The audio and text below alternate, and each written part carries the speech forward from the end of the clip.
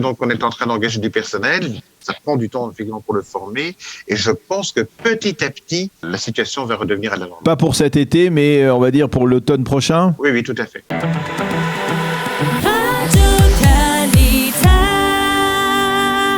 Nous avons le plaisir d'être en ligne avec Maître David Sprecher. Bonjour David, Boker Tov. Bonjour. Bonjour.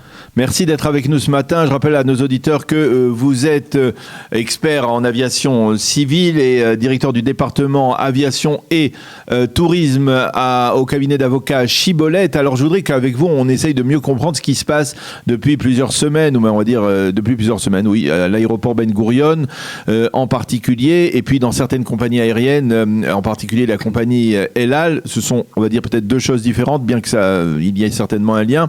Alors d'abord l'aéroport, parce que l'aéroport déjà, avant même que ne commencent les grandes vacances, l'aéroport semble totalement saturé, il y a des queues interminables, il faut pas au moins 4 heures arriver avant 4 heures avant de prendre l'avion pour réaliser toutes les démarches. Alors expliquez-nous l'origine de cette saturation de l'aéroport Ben Gurion. Mais lorsque la pandémie de Corona a débuté donc en mars 2020, tout le secteur du tourisme et le secteur de l'aviation ont été contraints de mettre au chômage technique la quasi-totalité des personnels. Ça, c'est donc été le point de départ. Et effectivement, depuis mars 2020, le nombre de vols ou de mouvements, donc de vols qui partait au départ de Tel Aviv était extrêmement restreint.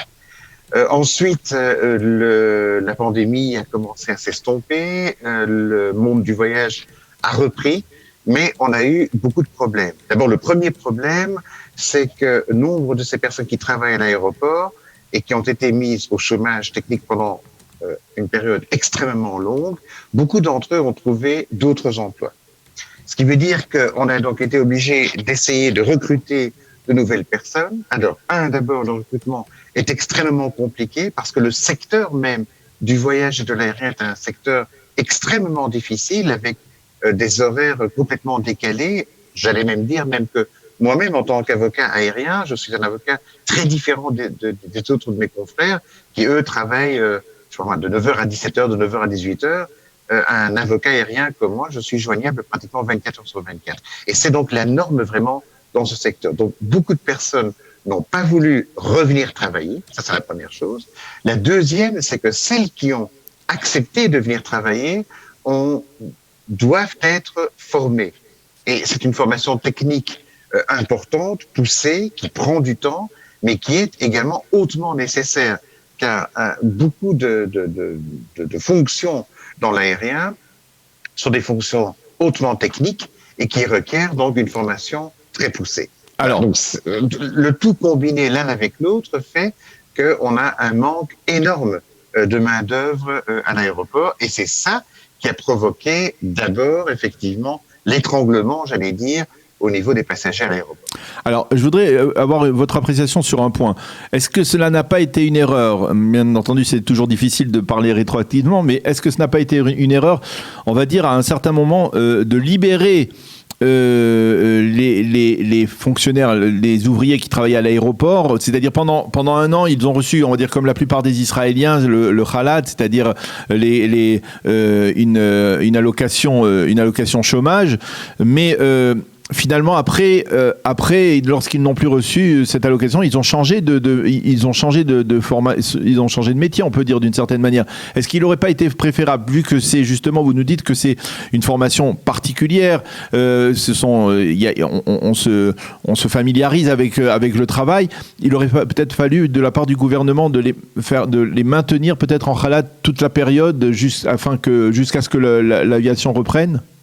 Non, je ne pense pas du tout. Parce qu'en fait, ce qui s'est passé, c'est que lorsque ces personnes sont parties au chômage technique, beaucoup d'entre elles ont été très heureuses d'être au chômage technique. Je me suis dit, finalement, je reçois grosso modo pratiquement la même paye que ce que je recevais, mais je ne dois plus me lever à minuit, 1h, 2h du matin.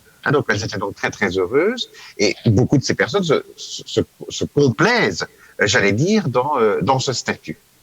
Voilà. Maintenant, ce qu'il aurait fallu faire, à mon avis, dès le départ, c'était pas d'envoyer ces gens-là en chômage technique, Mais à mon avis, c'était de les laisser sur la plateforme de l'aéroport Ben Gurion et de continuer les formations. C'est un petit peu ce qui a été fait à peu de choses près pour la plupart des pilotes aériens.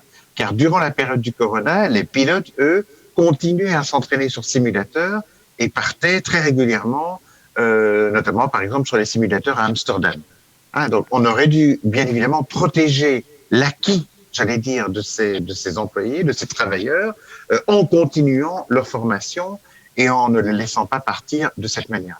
Voilà. Alors, maintenant, aujourd'hui, ce qui se passe, c'est que la crise qui se déroule à Ben Gurion se déroule également sur beaucoup d'autres plateformes dans le monde. Par exemple, Amsterdam, par exemple, Francfort, et d'autres endroits également. Ça, c'est donc. Mais à cela est venu en plus maintenant se grever un certain nombre d'autres problèmes.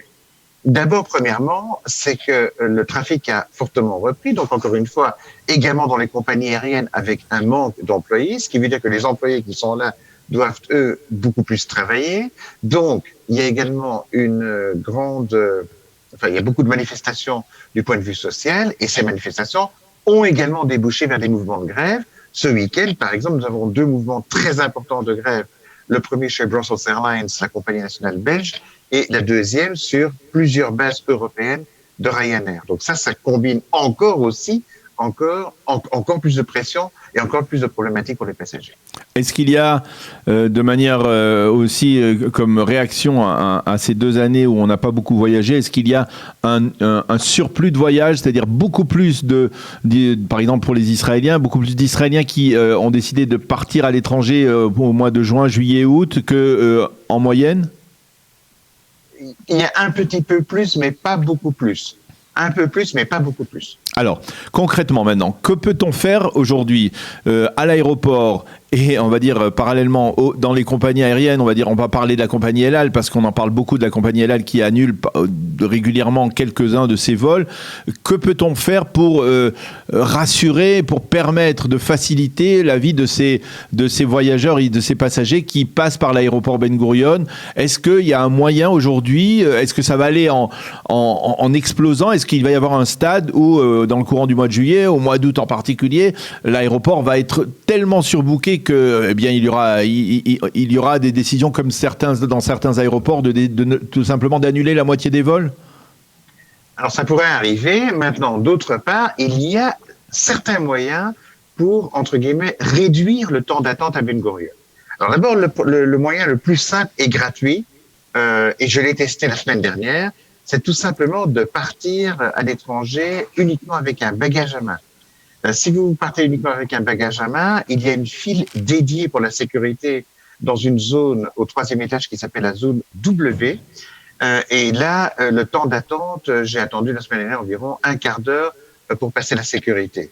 Donc ça, c'est avec donc le bagage à main. Le grand avantage aussi, bien évidemment, c'est qu'à destination ou au retour, on n'a aucune attente pour recevoir sa valise. Donc on va dire que ça va très très vite. Donc, mais c'est un peu difficile pour les gens, pour les vacances. C'est de partir avec un bagage à main.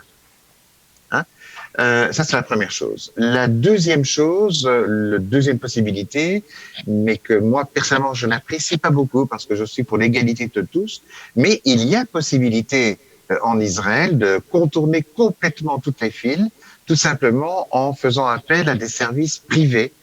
On a 3 ou 4 sociétés privées à l'aéroport Ben Gurion qui, pour un montant assez élevé d'ailleurs, vous permettent de contourner toutes les files. Le troisième conseil, ça concerne les personnes du 3e âge. Alors, d'une part, d'abord, les personnes à mobilité réduite, celles qui ont besoin, par exemple, d'un fauteuil ou celles qui ont besoin d'une assistance, ainsi que les personnes âgées de plus de 80 ans. Toutes ces 2 catégories de personnes sont tout à fait exemptes d'attendre dans toutes les files. Donc, elles passent devant tout le monde dès leur arrivée à l'aéroport et en quelques minutes, elles sont passées. Voilà. Donc ça, ce sont donc les 3-4 possibilités possibles pour raccourcir le temps d'attente. Mais pour l'instant, c'est-à-dire pour cet été, vous ne voyez pas de solution à l'horizon qui pourrait permettre de désembouteiller, de déboucher, on va dire, cet immense bouchon à l'aéroport au départ? À mon avis, des mesures vont être prises. À mon avis, il est peut-être possible qu'une partie des vols soit déroutés vers l'aéroport de Ramon à Eilat. Cet aéroport est quasi vide aujourd'hui. Il n'y a pratiquement aucun mouvement sur cet aéroport. Il n'y a aucun mouvement de l'étranger. Il y a des mouvements locaux, mais pas en nombre énorme. Donc, il est peut-être possible aussi qu'à un moment donné, des vols soient déviés vers l'aéroport Hamon.